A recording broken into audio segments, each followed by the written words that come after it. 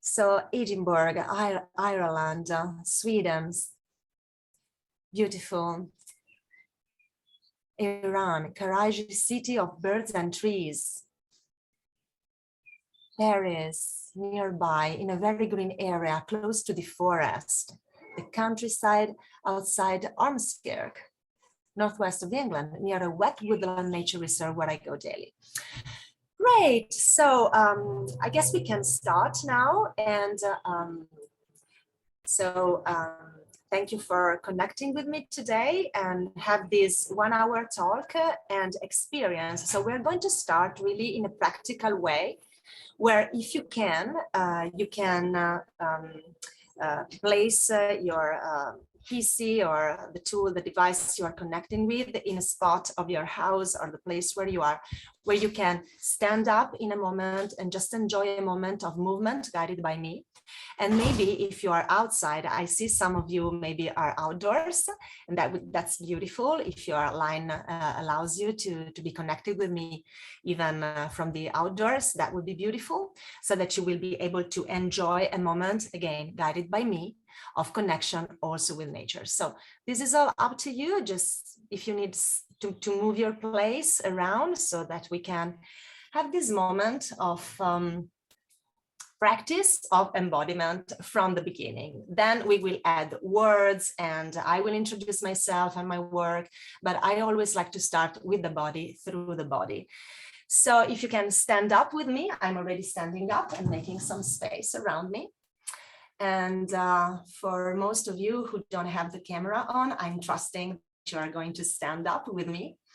And just give yourself the gift of a moment of stretching and taking care of your body with the movements that your body needs. So I'm doing the movements that my body needs, but please just follow your organic intuition and your organic knowledge in giving yourself this moment of stretching and aliveness in your body, following the indications of your body.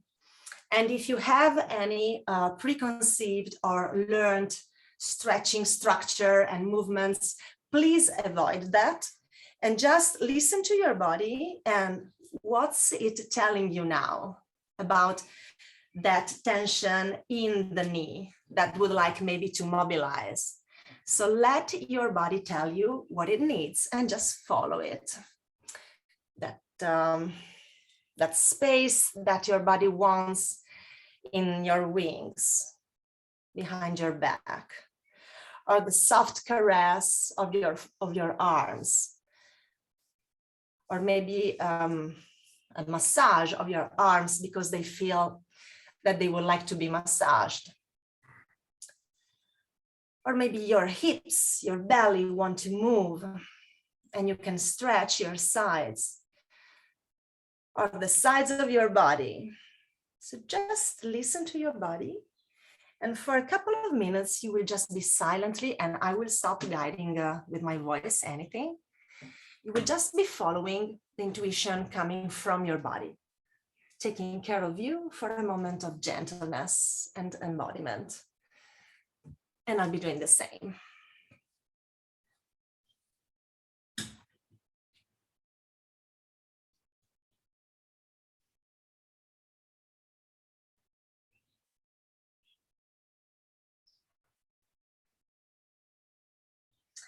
And also find a way to interweave your breathing in what you're doing.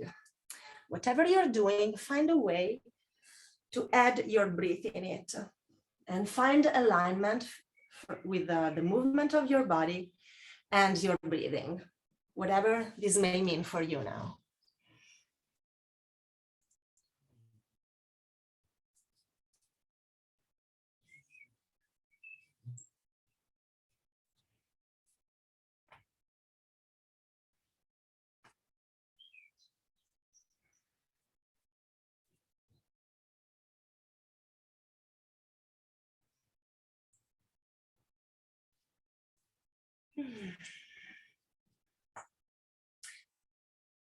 And as you keep on doing this, also place a little piece of your attention on the sounds around you. And if you're outdoors, then it's beautiful. Maybe you have natural sounds around you.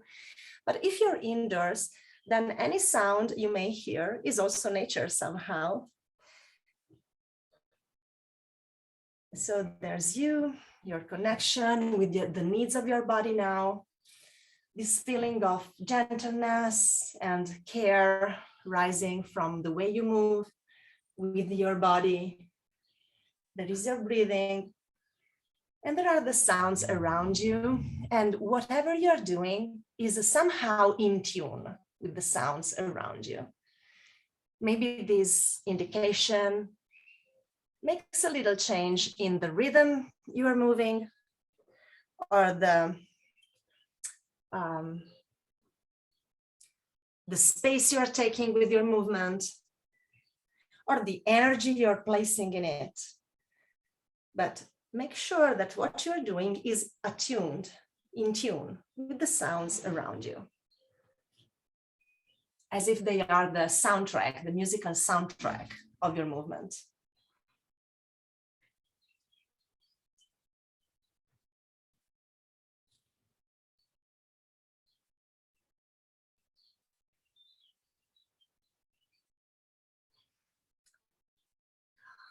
Okay. And take your time to take this listening and tuning to a close with the movements that you would like to make, to just feel a sense of completion and presence where you are.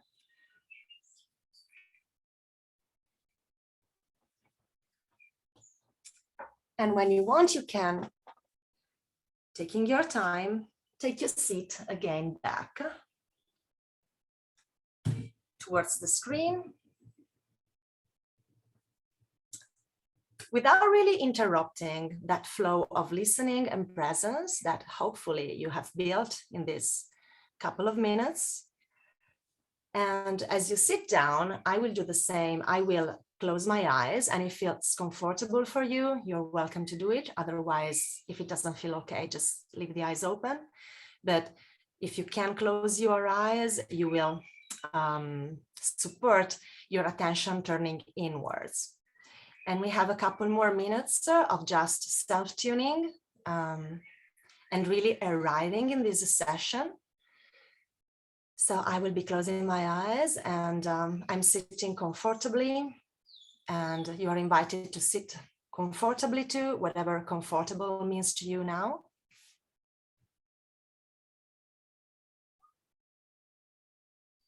And your arms and legs are unbound, and your feet, if possible, are on the ground.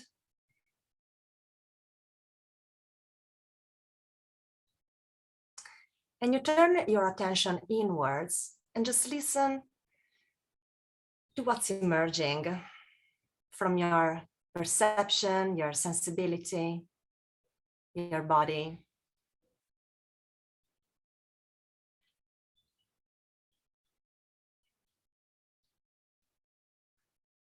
Just notice which parts of your body are more present, vibrant, alive, and which parts of your body maybe are a little bit tense or sleepy or just not as present.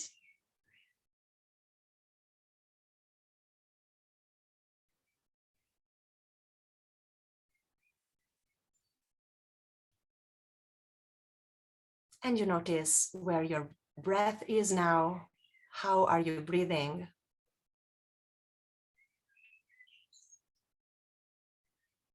Where are you breathing in your body?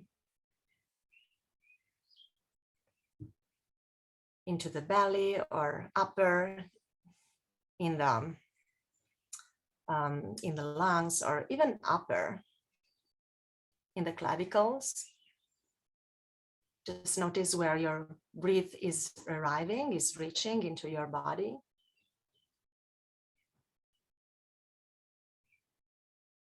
And notice the movement that arises in your body in response to the air coming in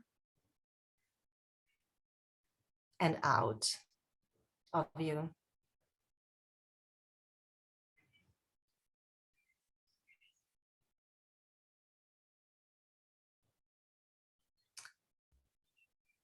And give yourself the intention that with every out breath, something inside of you becomes more gentle, more present, more open, soft.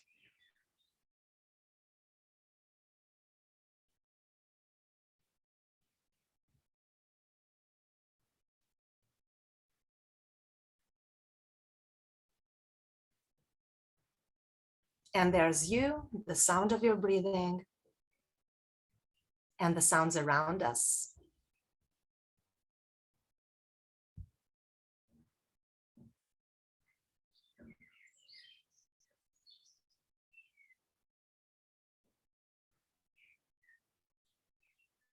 And we can even imagine we are in the same room now all together, and we can imagine or even feel, who knows, the sounds of the other person's breathing with us in this moment for an expanded sense of community.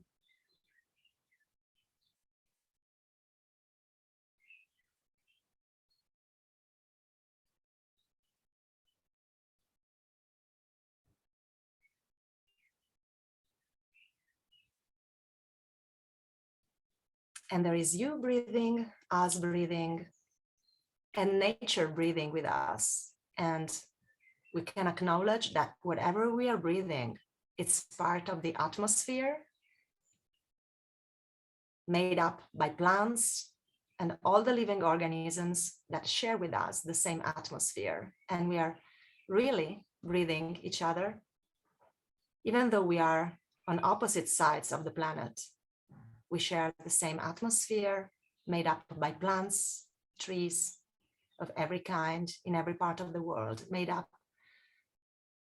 Our air is made up of the oxygen built from the plants who live in the oceans and the other microorganisms that make up oxygen for us. And the byproduct of our breathing becomes nurturing for other beings, for plants, for example, who breathe our carbon dioxide to then give us back oxygen. And we just stay 1 more minute or so in this awareness of our breath and how it contains all the breathing of our planet, of the biosphere.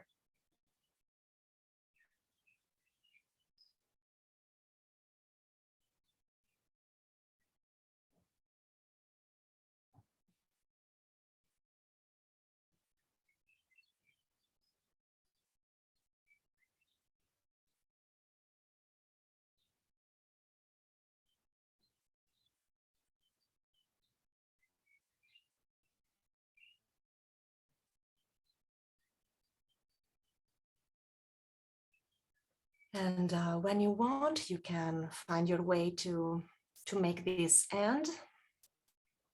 And super slowly open your eyes, very gently allowing the light to come back into your eyes.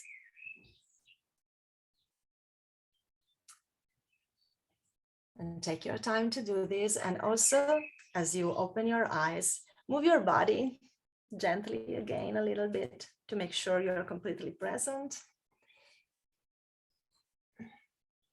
You can stretch your legs a little bit, stretch your back, your shoulders a little bit. Okay.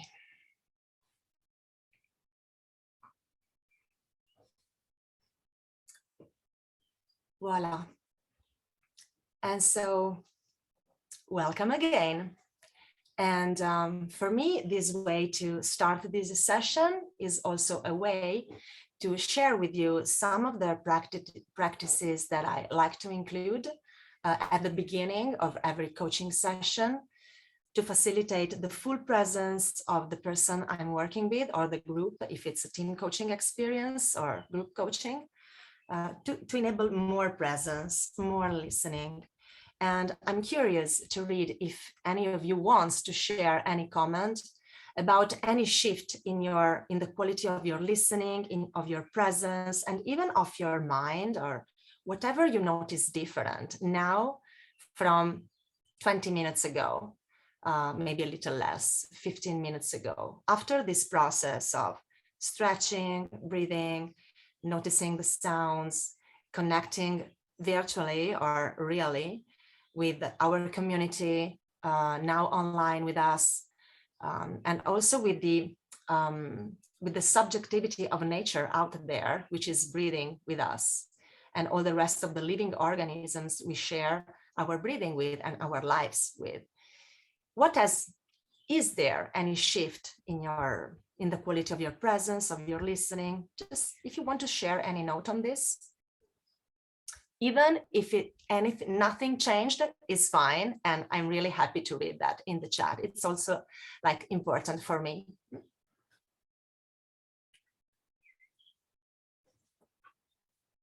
More focused, more grounded, calmer. I'm more calm, more present. And let me say that again, it's fine if nothing has changed. I also want to read that. It's totally fine. Imagining everyone breathing together made me feel more connected, more calm, relaxed, focused, relaxed and present, happy. I had a deeper insight into the fear within my body, which is actually disguising my true wishes. More peaceful, relaxed.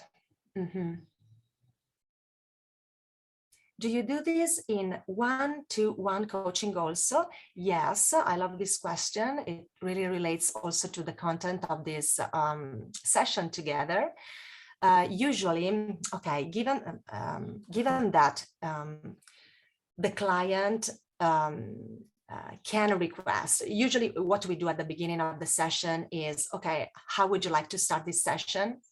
And in the very first conversation with my client, usually I talk about my approach to coaching, which is through embodiment in synergy with nature. So in the very first conversation and first contact with my client, explain the benefits of this and how exactly I would like to also propose this experience throughout the coaching journey.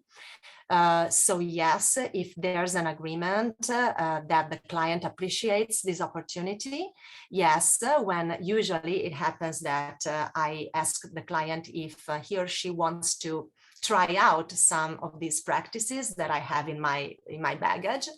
And if it's a yes, I propose, and so that from session to session, also the client can understand what he or she likes most. And sometimes as the coaching journey progresses, I ask the client to guide this self-alignment, self-centering moment for me too. So this is like the empowering process. First, I give you some ideas, you test out what works better for you, client, and then you decide what to do, and I, the coach, follow you, which is really, really empowering and also allows to build a stronger and deeper connection between coach and coachee. So Purva, I hope I replied to you. And in any moment of this session, if you feel like you want to unmute yourself and just ask questions, not only through the chat, but also with your voice, I would really, really love that. So feel free in any given moment to interrupt me, and that's fine. Or raise your hand, whatever you prefer, and you like most. Okay, hello, so Dina. Please. Hello, Dina. Yeah. I had a very special moment when you explained about opening my eyes very slowly, very, very slowly. The first time I opened it all of a sudden, as usually, and then I followed your instructions. And what I felt was something like, I don't want to open my eyes because I want to still stay there and to still be there. And maybe that's also a very small reflection of the fact that I take very slowly decisions. I make very slowly the decisions, and I tend to stay very much in a single place without moving or without changing stuff. And maybe this very little detail reflects also this inner aspect that I have. So thank you. Interesting. Yes, thank you for sharing that. You are pointing out something that is really interesting in all these practices, which is these practices basically, you have done it with me, are made of nothing, I would say, just stretch, move your body, breathe, notice your breathing. So it's really like basic, very simple stuff. And it's because they are so basic that they become like a blank sheet where we notice how are we writing our lives, what is our attitude, what is our maybe need that when we are very fast and moving in our lives, maybe we don't really feel that, but moving into a slower place allows us to connect deeply with whatever is inside of us. So maybe this is also why I love to start this my coaching session like this, if the client wants, of course, and also interweave the coaching session with moments like this, when the client needs to go deeper, or maybe is too much in the head and is definitely too talkative. So sometimes when the client is really like not taking a breath in what he or she's saying, that's a good moment to say, okay, I feel like I need a breath listening to you. How does it sound for you? What do you think about this? And usually it's, oh yes, thank you for reminding me that. It really varies, but often the reply is that. And so for me, where I really want to get throughout all this initial part of our session is, what's the difference when we start a session from here? And usually, I mean, for me, it's like this. I don't know about you, but usually I have very fast days and lots of thinking going on. And when I get to the session with my coach as well, or with my mentor, or in any kind of conversation, I arrive, but not really arrive. I'm still moving very fast, also in my brain. And so if I start a coaching conversation from this fast pace presence, often I take also a lot to really get to the point, to really get the focus of what I want to really explore in the session. And so it makes the session a little bit less efficient. And also when I do this shift in my awareness, when I create this space for deep listening, and to really empty a bit my head and really meet the longing or the needs that arise from my organic knowledge, then not only the session is more efficient because I use my time better. So it takes a little bit to build all this and to really move my awareness into a different place of perception. But the time is well spent, because then the conversation gets deeper. And above all, not only this is my experience, but there's so much evidence in scientific research around this, about the benefits of mindfulness or contemplative practices. And what we did together is a little touch of mindfulness, the benefits of embodiment. So integrating our body awareness and really allows us to connect with the knowing that we don't know we know, but that belongs to our wholeness, to a more integral intelligence that belongs not only to our brains, but also to everything that is our body. And so from here, the benefit for the coaching session is also that you have innovative perspectives on your topics. and creative thinking, and able to look at your issues from different angles that are just not accessible if the conversation is merely cognitive and happens only on a mental level. So this is my experience. It's why I got to Ecosomatics and to this approach in coaching that I call Ecosomatic. And I can share more, of course, with you on this in a moment. And so it's for benefiting the coach's presence, but also the coachee's ability to look deeper into the topic of the session and get more out of the time for the coaching session. And this approach, I would like to share some definitions from my Ecosomatic coaching training. Okay, and let me see first if there are also more questions. Do you also do it with them? Yes, thank you, Purva. Great, great, great question. Usually, yes, I practice with the client as I guide the self-alignment or self-centering practice, and even more, I just follow the client if he or she is guiding, because that really creates a lot of empathy, and this directly relates also to the ICF core coaching competencies. And so, yes, it's beautiful. And following your client also allows you to even feel more of how the client feels. So it's about, this is a specific aspect of empathy, which is called kinesthetic empathy. Kine in ancient Greek means movement, aesthetic means sensory. So when you enter the same movement with your client, you are actually entering his or hers points of view, the way the client perceives.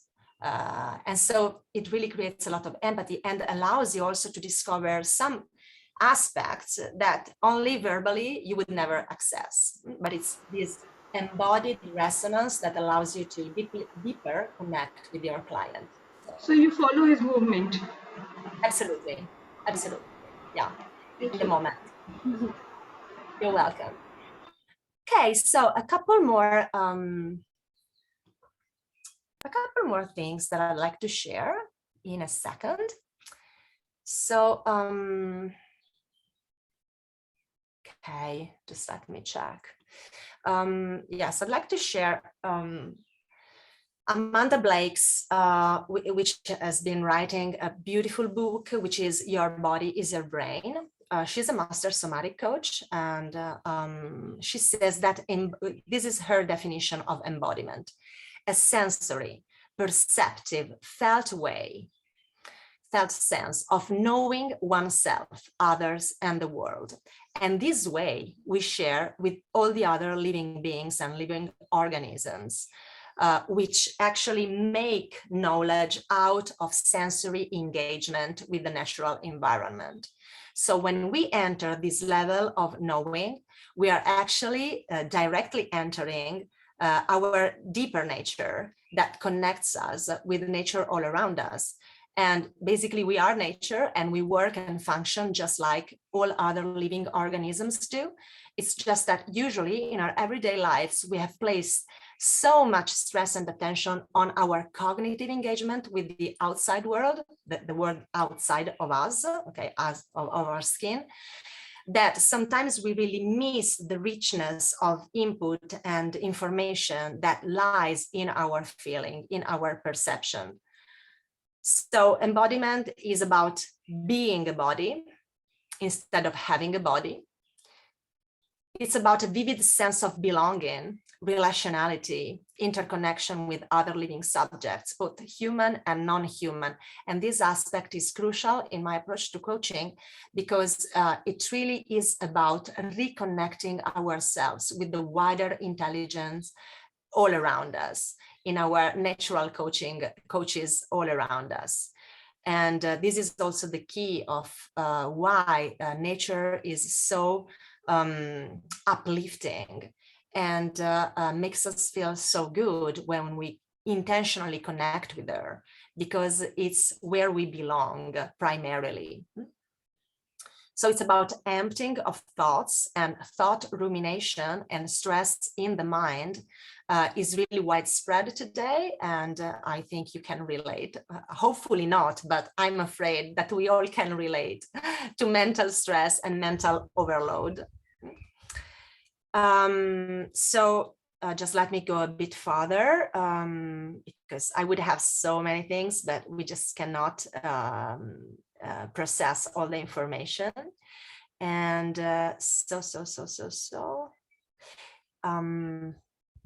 okay, yes, this is something that is useful. So we want to see the body as a relational field. And all the practice that I guided at the beginning goes towards allowing you to really feel like connecting with your body also enables you to feel a wider network of connection radiating and permeating from your body. It's subject of our attention because every awareness is rooted in our bodies. I mean, I know nobody who is actually living and having a life outside of a body. And object of our attention at the same time. Just like nature, it's at the same time subject because it has subjectivity. Nature has subjectivity. Nature knows, nature feels. All natural living beings have a kind of intelligence which allows the life of that organism to go on. And it's at the same time object of our interaction, of our attention. Okay, so we want to see the body as a unified energetic space of human experience in which are formed perceptions, thoughts, emotions, actions, moods, spiritual growth. So actually, the body is where any change in our mindset happens. Because if we want to change something, certainly we also reflect the change we want to see in our lives, in what we do, in our attitudes. And this translates into postural attitudes, into actions that happen in the body and through the body. And now let's go to the why the connection between body and earth. And I love to recall these three definitions, which are really the foundations of my school of Ecosomatic coaching. And these definitions come from this dance artist, writer, educator. She's amazing. She's a professor at Middlebury College in Vermont in the States. And in her book, Body and Earth, which of course is a suggested reading, from this session, she defines body like this. Body is an all-encompassing term by which we define what it means to be human. Sometimes we may address the parts individually, such as mind, body, psyche, soma, emotions, intellect, thought, self, I. In our study, which is her book, body is an inclusive term that refers to the whole being. Let's move on. Earth. Earth is the word we use to refer to all the different aspects of our planet. We can sometimes address the parts individually as biosphere, atmosphere, ecosphere, ocean, mantle, crust, core, or collectively as world, Gaia, Earth. In our study, Earth is an inclusive term that refers to the entire planet. And this is the key sentence. The body is an aspect of the Earth. Last piece, place, is that specific part of the Earth that we experience directly through the body. Interaction with specific environments and landscapes determines our movement patterns, habits, and perceptual attitudes, how we breathe, feel, perceive, think, and act. Different places determine different feelings, therefore mindsets, therefore actions. So we are our places. We are in a process of constant co-design. We impact our places, the places impact our identities. And this is why the concept of the genius loci, which you may have heard, is so crucial in ecosomatic coaching and nature coaching as well. So the genius loci is a way of expressing the unique identity of a place that dates back to ancient Latins. And, you know, I'm Italian, and also please bear with my English. Sometimes it may sound Italianish. It's just because I'm Italian and trying to speak English. So in my roots, in my blood, there is this Latin, ancient Rome and ancient Greece heritage. And the genius loci is really a partner for me in the coaching session. And when I say yes, when I do, for me, nature coaching is not really just taking sessions outdoors and the same that I would do indoors in an office or in a company. It's the exact same that I would do outdoors, because we've just read it, where we are impacts who we are and what we do. And the coaching conversation lies into this process of resonance between the persons who are actually relating, the coach, the human coach, and the client. And there is always a third aspect in every nature coaching session, which is the natural environment, the identity of the place. And how does a river impact the coaching conversation? How does a forest? How does a volcano? How does any kind of environment? It adds a unique quality, a unique awareness, and possibility of presence and possibility of connecting with those same natural elements inside of us. So the idea that we share with many different kinds of wisdoms and transcultural wisdoms is that we are part of nature, and nature is all that we are. And so the nature out there is the nature in here.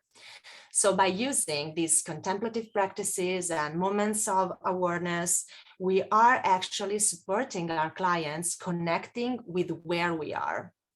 And then the conversation unfolds in most of the times a very different way, including the natural aspects around us as sources of inspiration, but not only of that, as sources of knowledge. In my worldview, nature is constantly dialoguing with us. It's just that we have missed that quality of presence and attention to really listen and let nature's ideas, strategies, intuitions come to us, through us. So contemplative practices for me are ways to reopen our ears, and not only these ones, but also the inner ears of deep listening to nature's wisdom, which is really empowering. And it's what I've been practicing for unintentionally, I would say, and just intentionally applied it to coaching over the past like 6 years, but unintentionally since I'm 20.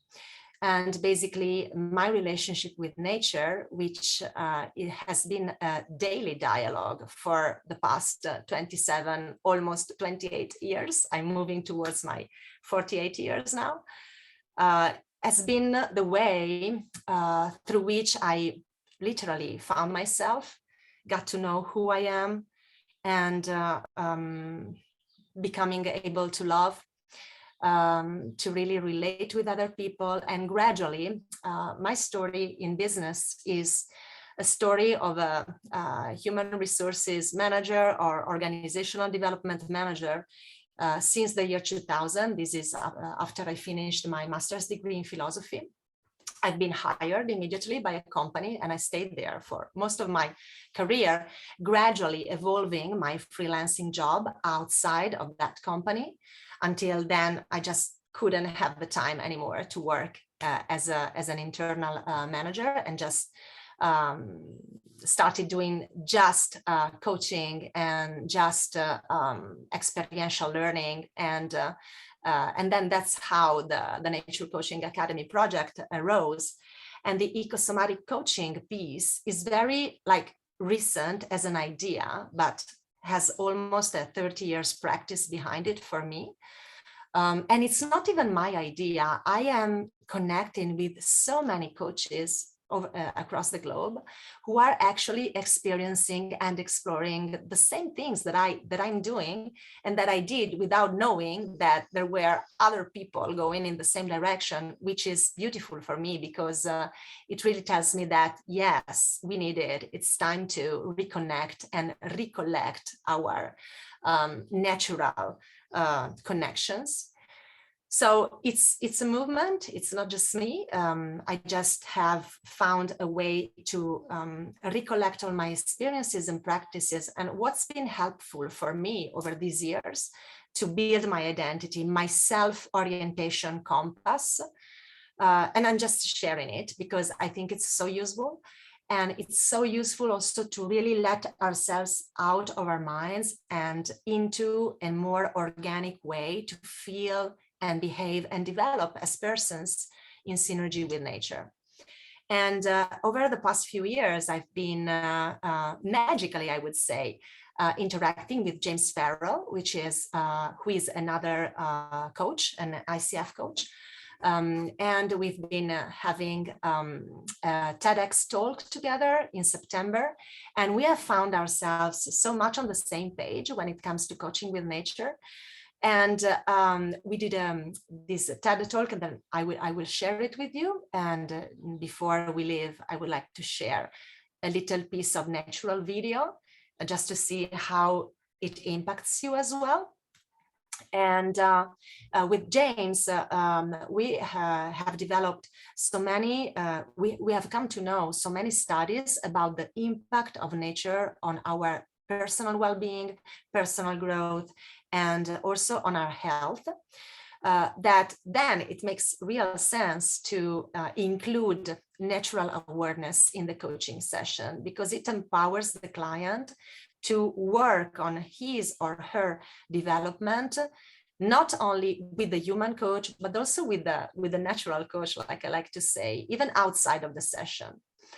The other aspect of all this is that when we as coaches support our clients into developing this dialogue with nature, that usually what arises is an awareness of how beautiful, perfect it is, or she is. And this kind of awe and appreciation usually expands into a love of the natural environment. And this is crucial for us today to unfold first within ourselves as persons and as coaches, because then when we love something or somebody, what happens usually is that we want to do everything for the health and to take real care of the object of our love.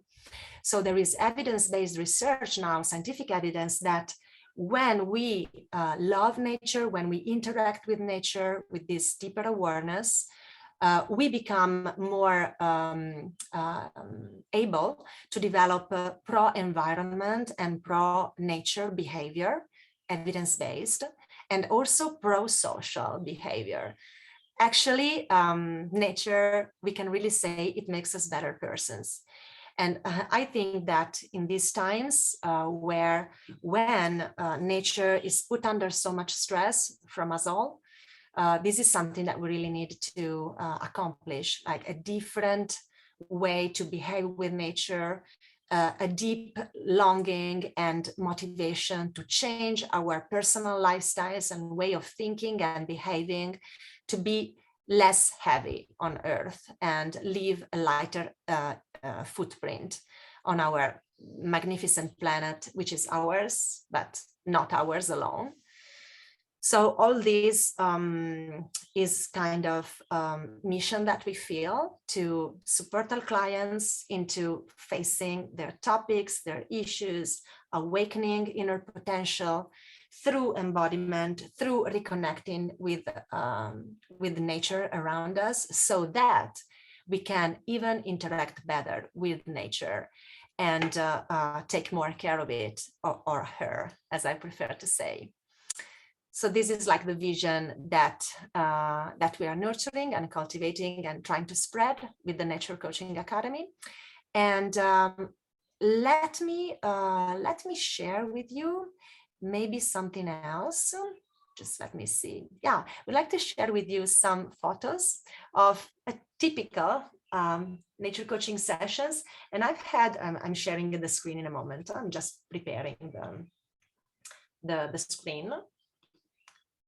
Yes, and these photos come from the latest nature coaching workshop that I did in my garden.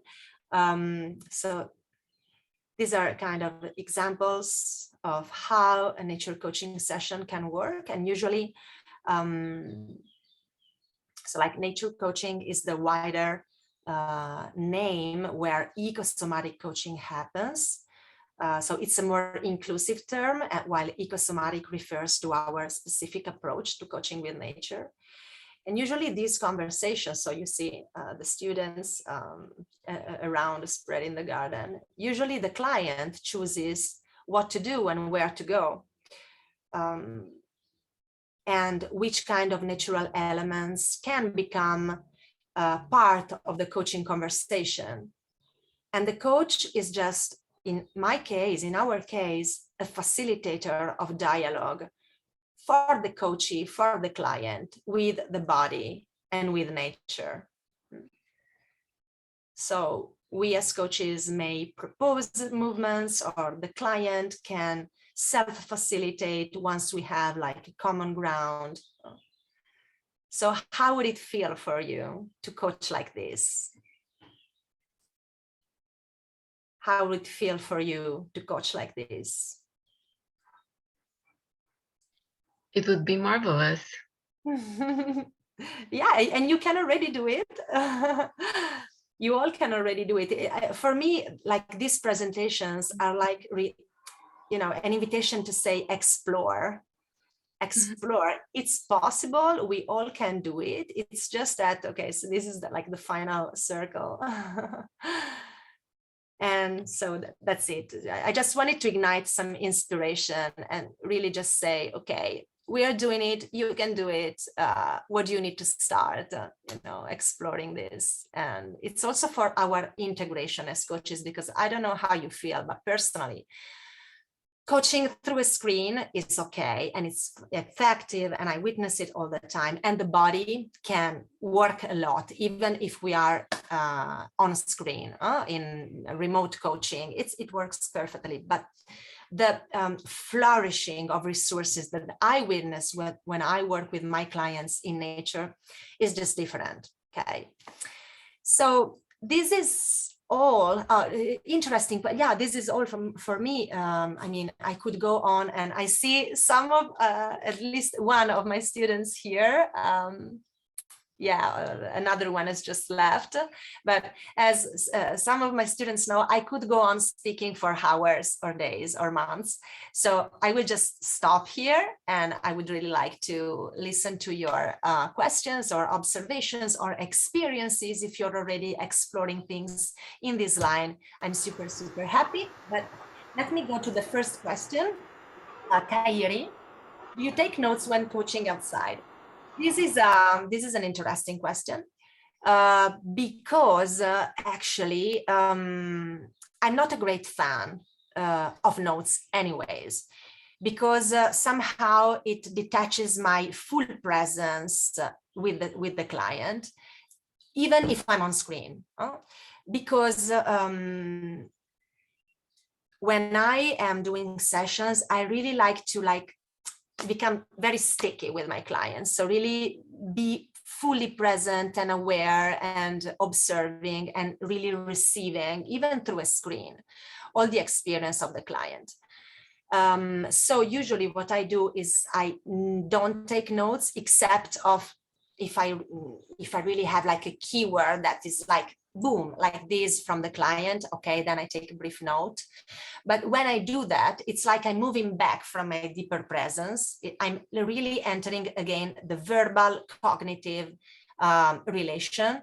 So that's an interruption. And I did note-taking a lot at the beginning of my work as a coach, and then gradually moved into this deeper space of listening and alignment, when sometimes, I have to admit, I ended the session and I don't even remember what we did or talked about, because we were so deeply immersed that it takes sometimes minutes to recall, okay, what was the exploration? What have we said, done, experienced? Sometimes it takes a bit, because really I was into a different state of perception.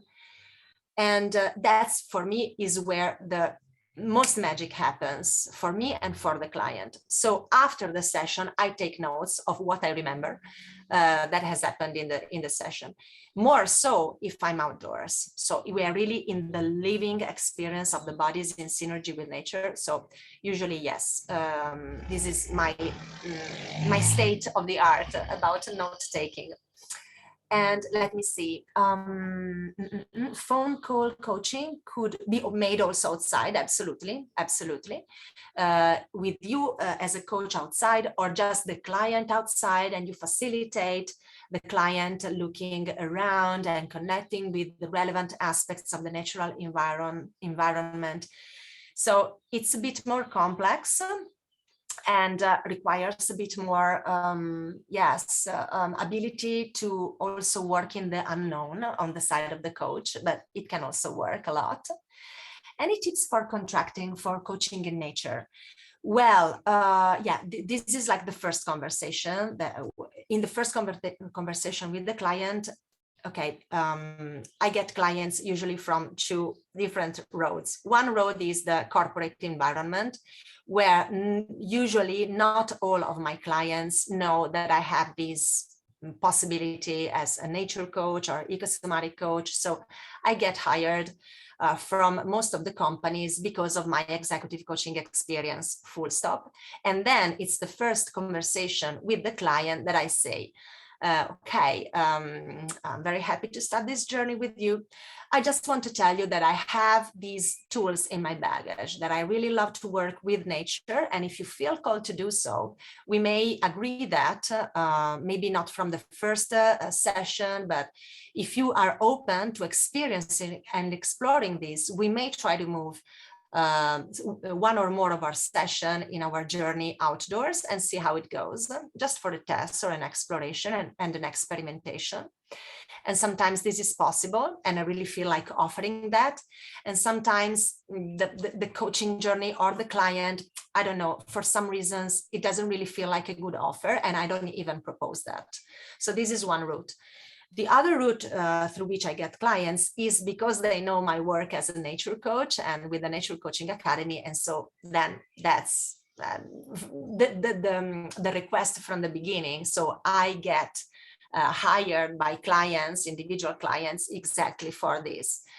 And this is starting to happen also in my work with companies, with, like, I would say, the most open and vanguard clients and companies, which have already tried many different styles of coaching and are now very interested, maybe also because they are also developing a lot, for example, the sustainable policies and so on. So my coaching fits perfectly into awakening and empowering the motivation and the engagement in sustainability development and leadership for sustainability.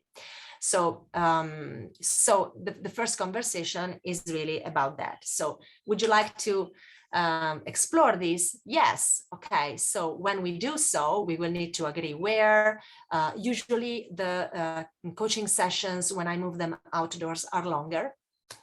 It's not possible for me, at least. So if you can do it, I really appreciate. And I mean, but personally, a 45-minute session working with embodiment and nature is just a too strict time to really go deep. So I appreciate and honor anybody who is able to do that. I just am not. And so usually for a coaching session outdoors, it's like 90 minutes or even 2 hours. Which allows a more organic process, because the body has longer times than the mind. Okay, just close your eyes and think you are on a beautiful beach or in your favorite natural environment, and your mind can picture that. But for the body to actually be in that place would take a lot longer. So that's how the body works. It's a deeper awareness that needs time to be awakened.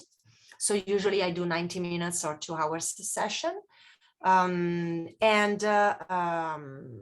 This allows us to work also with this building of an expanded state of awareness. So a meditative walk would maybe then interesting during the experience, and working on mindfulness with nature and really trying to deeply connect with specific subjects in nature to see which kind of knowledge they can get from that natural being. So this is why I say that nature is the coach and the human coach is the facilitator of that dialogue. And this is what I have placed in the description of this session as the theory of the Pinecone, which is along with the 3 definitions that I've just read to you, like another keystone or root of our work. What do I mean with theory of the Pinecone? Oh gosh, we are almost over with time, and so I will try to be as brief as I can. The Pinecone is a symbol, is a very ancient symbol. Let me share with you maybe this slide that I had prepared. Just a second. Okay, where is it? It's an ancient symbol that dates back again to the Greek times, and we find it on the stick of Dionysus. So this is a Greek god, Dionysus, which was very much related to nature. And the Dionysus rituals are the heritage of a pre-Greek tradition of religions, myths, and cults that allowed the human communities to deeply connect with nature and honor its powers and get knowledge. And you know that ancient Romans and ancient Greeks were masters in oracles and getting the knowledge from the gods. That was their worldview, at least. And so when I talk about the theory of the Pinecone, I'm intentionally directing my attention towards this possibility that we have in our Italian and European heritage of connecting with nature to get knowledge.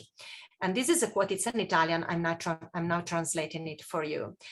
This author and writer has been studying mythology and for all of his life.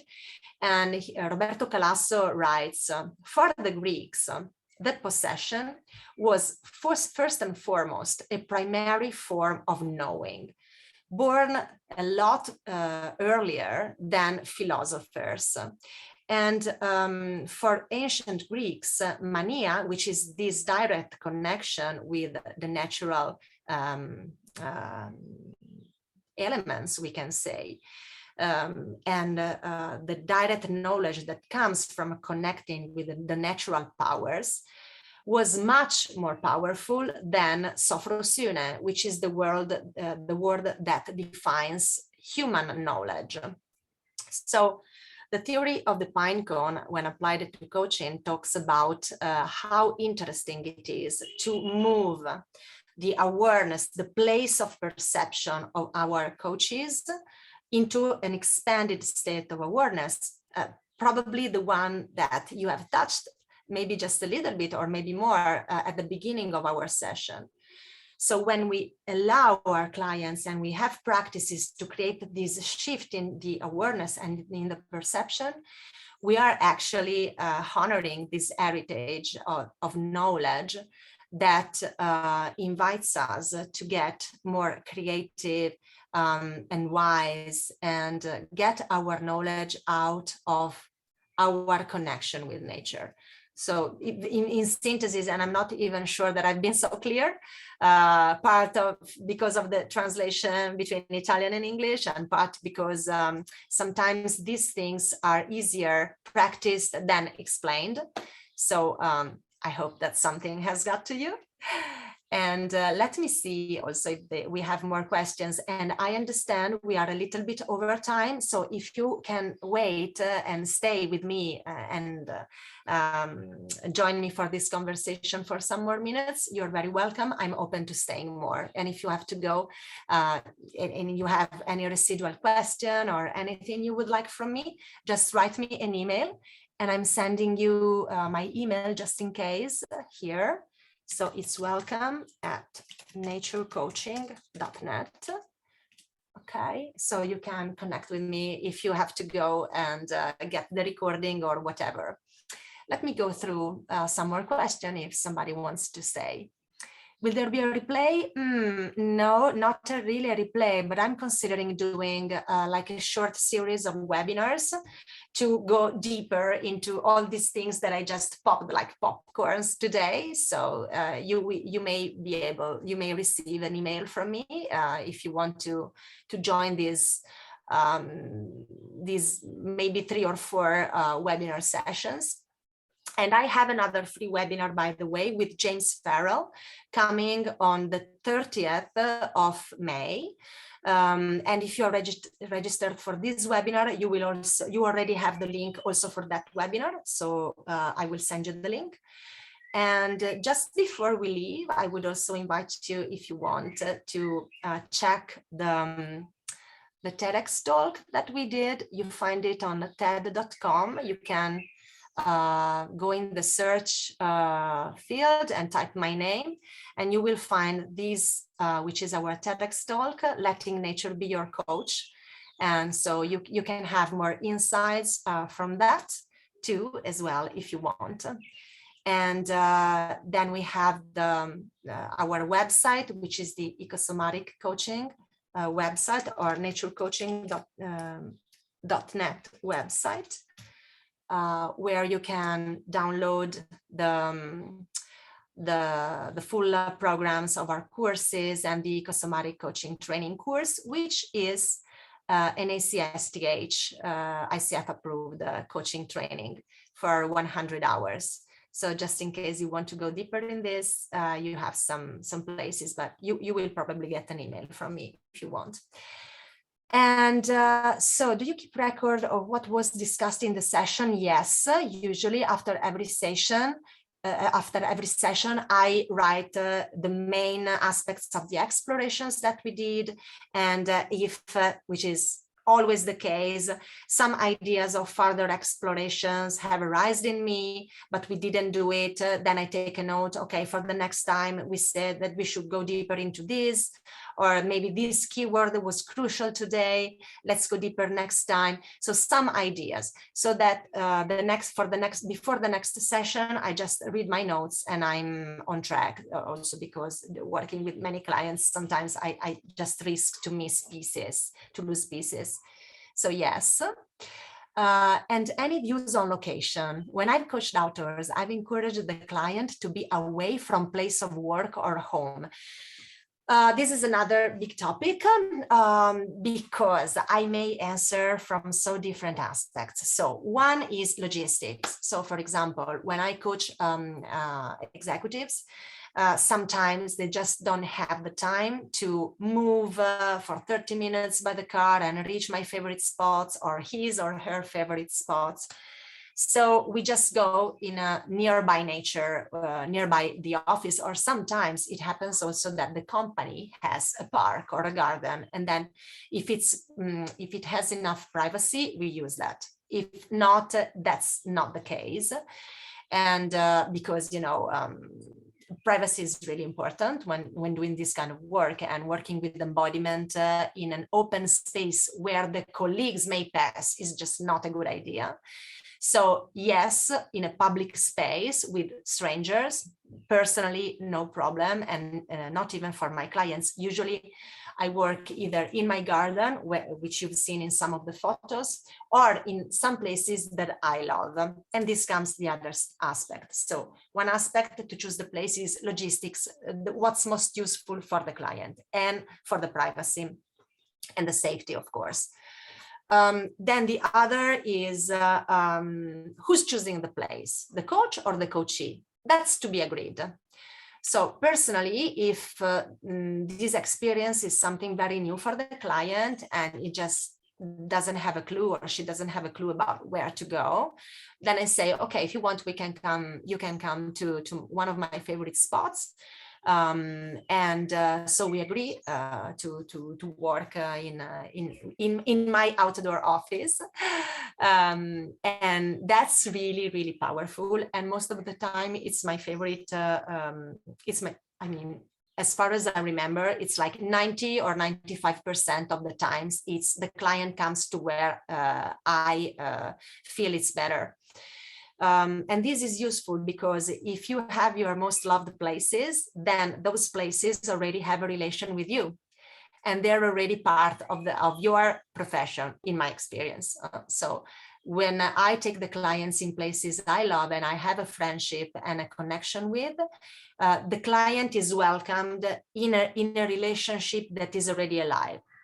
And this also allows something inside of you feeling more comfortable. You know, the place you visited so many times that you know what happens at that time of the day, in that time of the year. You are just more at ease. And since who you are and what you bring into the conversation actually shapes the conversation, you need to feel comfortable. But in some cases, it happened that the client said, no, I really have my favorite spot. I want to go there, just come. And so this again opens to different opportunities. One is that you go for an on-site inspection beforehand, which is of course more time you need to dedicate, but I do it. And another occasion is that I don't do on-site inspections. Then it's a new place for me, but a place which is okay for the client. So to enter lightheartedly in this scenario, you must really feel open to move into the unknown. And be open to whatever happens and agree beforehand this with the client. Okay, so I'm coming where you decide.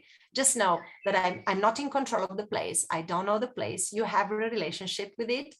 And we are agreeing that we are open to working with whatever the place will present us, whatever means, strangers or unforeseen animals, which I cannot, which I don't have a clue because I don't know the place.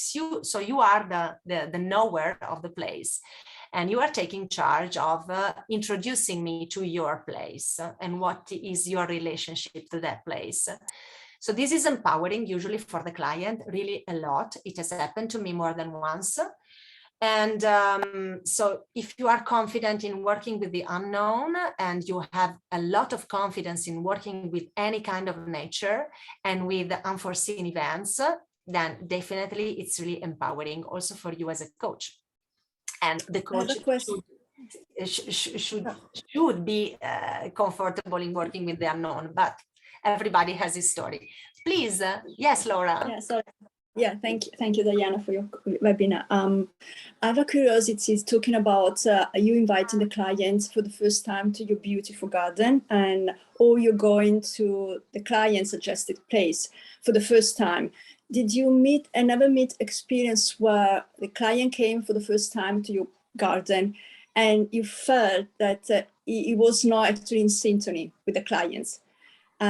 Or you have been to their place and you felt it was not working well? Did you never meet this kind of experience before? No, I have to say no, but just let me think a bit more deeply, just in case. I have to say, okay.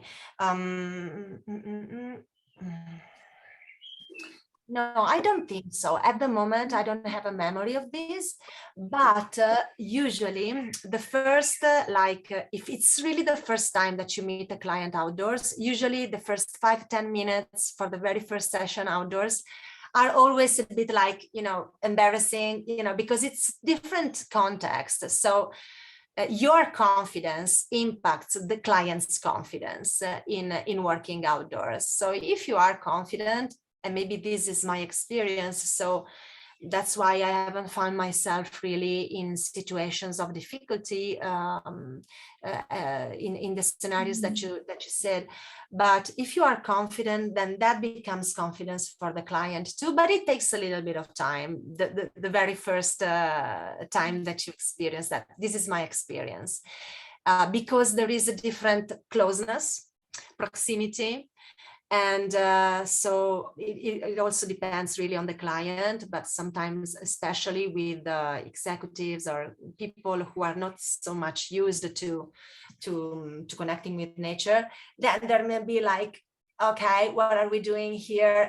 And so then your confidence makes all the difference, and the place as well, which is always a partner. Okay. Thank you. Let me see. Okay, do you connect coaching conversation to nature too? Yes. Oh, well, yeah. Yes, for example,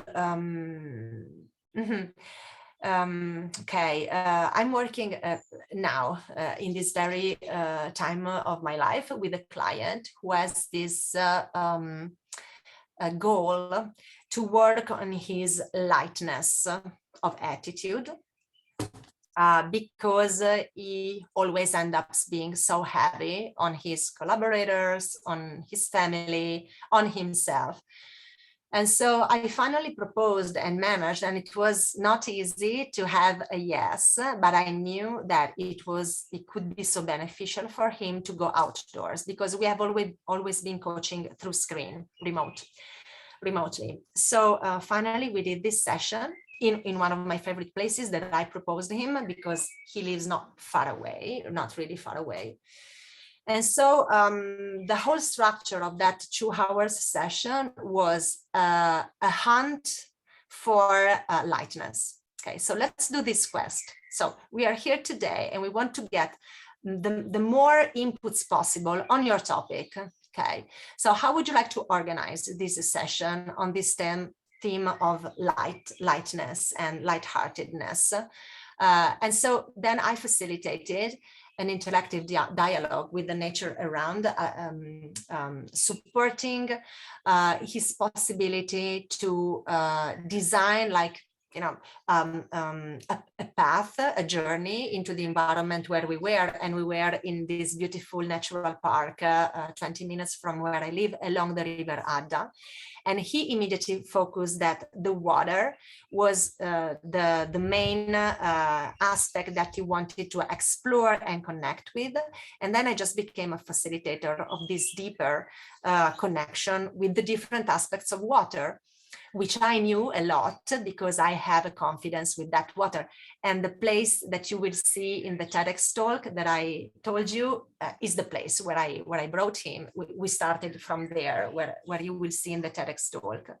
So that's an example. This was like a whole session of adventure in nature, co-created in the moment with the place, on starting from the topic of the coaching journey and his main goal. But this was like a big piece. But usually when we just have a conversation at any kind of coaching session outdoors, and the client is talking, then of course the coach is just super watching and observing everything. And sometimes it happens that the client looks repeatedly into a certain direction, onto a certain natural living organism. And so then I say, okay, well, what are you looking at and how can it connect with what you're saying? Or sometimes it's okay that the client gets stuck on a certain point. And so maybe just simple questions like, okay, look around you. is there any aspect of the nature around us that you think may have a good idea or a good insight for you now? And usually it's a yes.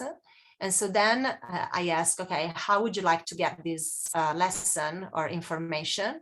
And if he or she has an idea, then of course I just let him or she do what is called to doing. Otherwise, I ask, okay, would you like me to guide you into a short piece of deep connection with this being? Can be a tree, can be water, can be when we are on top of the mountain. It's really powerful to connect with the wider landscape or different environments. And so then I guide a deep connection practice, and then we see theory of the Pinecone. I shift the space of perception of the client. I shift, but I create the conditions for him or her to experience these expanded states of awareness. And then that's when the information comes. And unfortunately, I have some articles in Italian, but not yet translated in English. And we are in the process of writing a book about all this process. And it's taking me some time, but it's taking me so long also because I want to include all the experiences that our coaches are doing and the feedbacks and the practices that they are developing. So it's going to be something very rich. Takes sometimes, but hopefully for Christmas, who knows? So these are just random examples that I shared with you. And Chiara is one of our coaches. Chiara Cattaneo. In my experience, I was a coach who writes a lot during session. Today, my experience with nature coaching gives me the opportunity to not write and just listen. It was not pre-think, just it happened, and I love it. Thank you, Chiara, grazie. Okay, and Leanne, how do you work with different weather conditions if the nature office is rainy, for instance, or during colder seasons? Big topic. Okay, I have English colleagues who said that have never ever canceled a coaching session outdoors because of weather conditions. But they are from the UK and they're used to a very different kind of weather than Italy. And in Italy, it's really tough to have people enjoy the outdoors in colder months. So this is a cultural answer that I'm giving you. It's hard. In Italy, it may not be so easy to do outdoor coaching sessions, all clients all year long. Some adventurous clients are open to this, but then the great caveat is that you need to do, personally, what I do is, okay, let's have the session outdoors, let's say in winter, and then we come to the rainy conditions, which is a different aspect.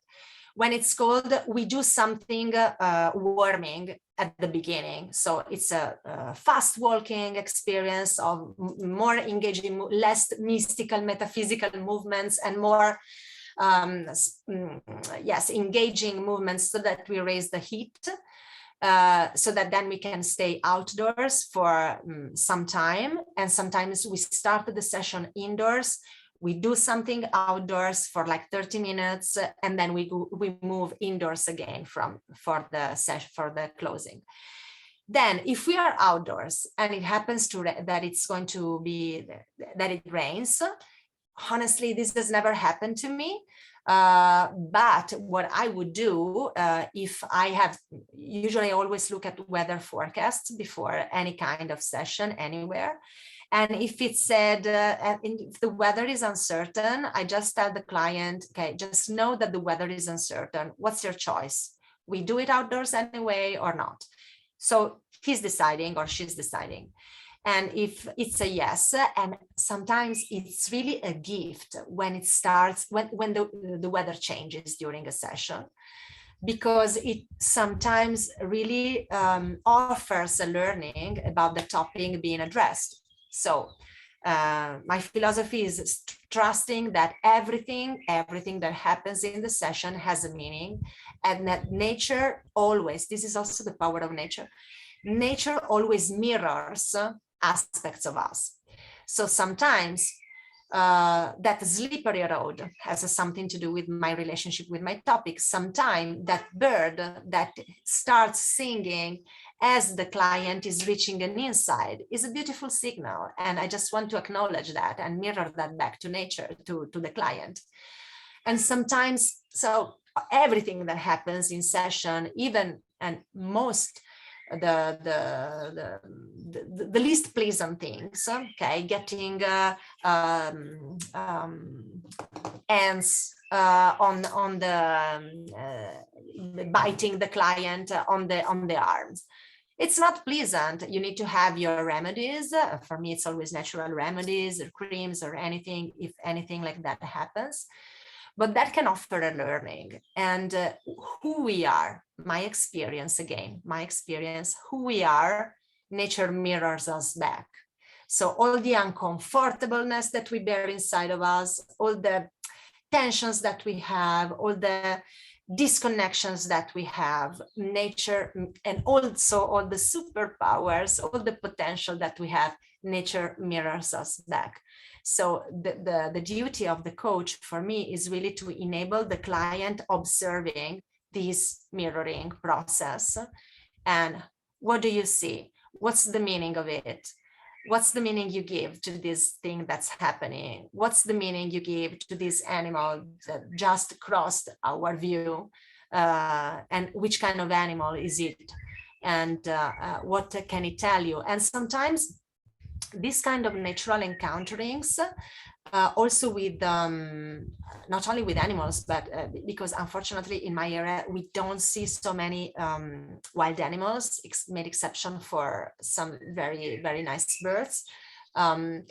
Sometimes it's more a connection that awakens during the session for the client with a specific tree or natural element. And sometimes these leads to a research after the session. Okay, you felt like called to connecting with this specific tree. Among the many here, this was yours today. Which kind of tree is it? What's the different aspects? And this is a research that I also give as a homework for the next session. So go deeper into the different aspects of the life of this tree and see how it's connecting with you, with all that he or she is as a plant for you in your life, for your topic. And sometimes, I mean, most of the times, the intuition that brought a client in connection with a specific tree is just like kind of magic. And this is also my experience a lot too with the trees. And this would be, so this is why also a piece of my, of what I teach, I call it forest coaching, and it relates especially to connecting with trees and in a wooden, in a forest environment.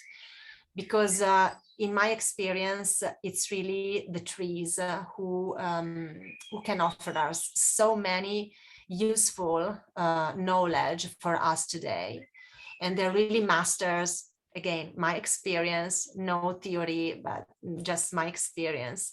For me, the trees are really masters of silence, of slowness, of breathing, of embodiment and accepting whatever we are.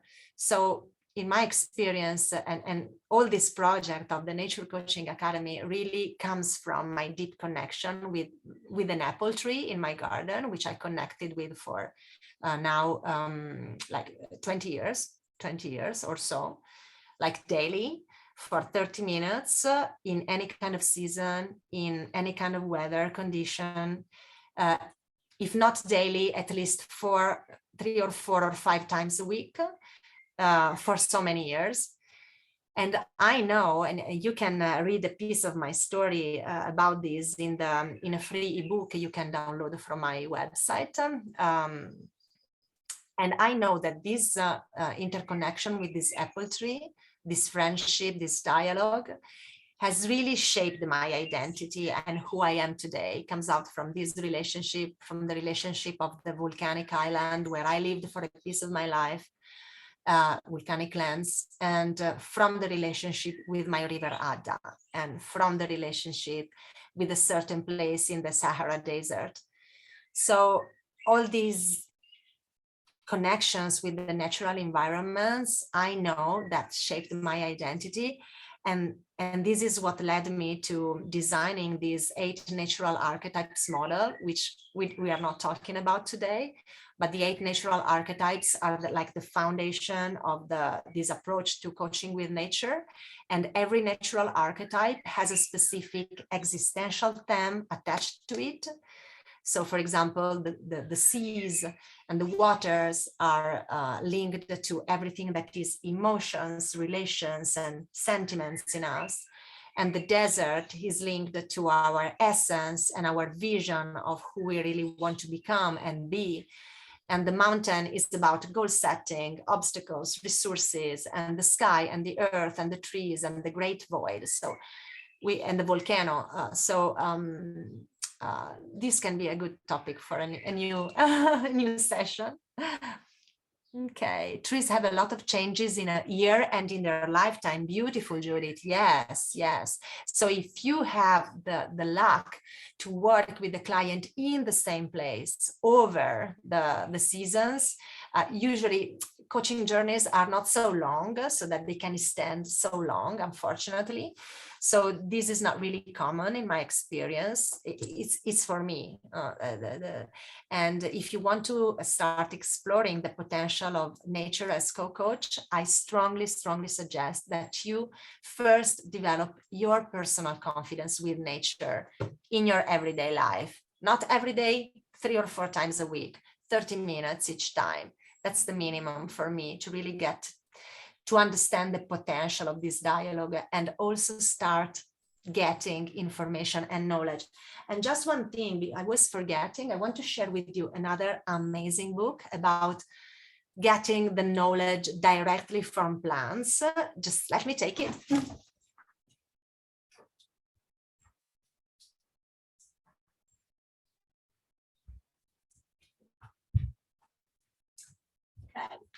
This is a book which is also about to be translated in Italian by Monica Gagliano.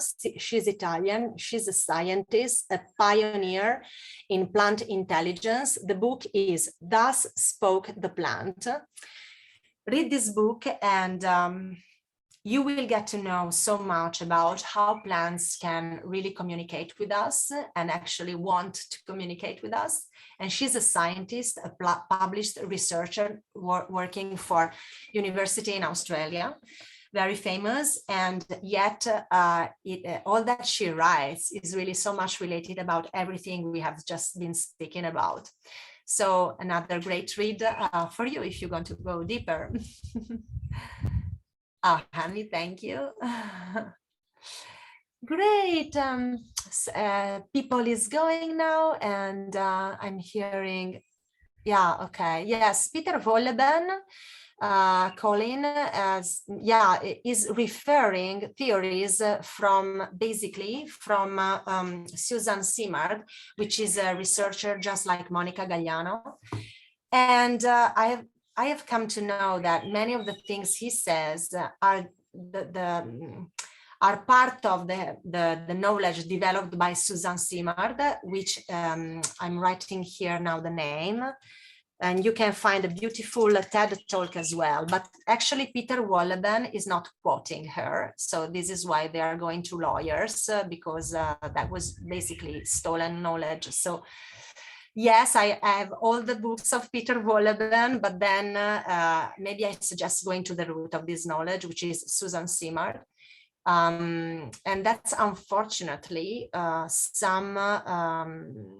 something that is happening repeatedly. But I can't go deeper into this now. Okay, but yes, great read, and you can get to know a lot of things from Peter Wolleben. So I'm placing the book again, Monica Gagliano and Susanne Simard again, has been writing so many beautiful books, and of course I encourage you to read them too.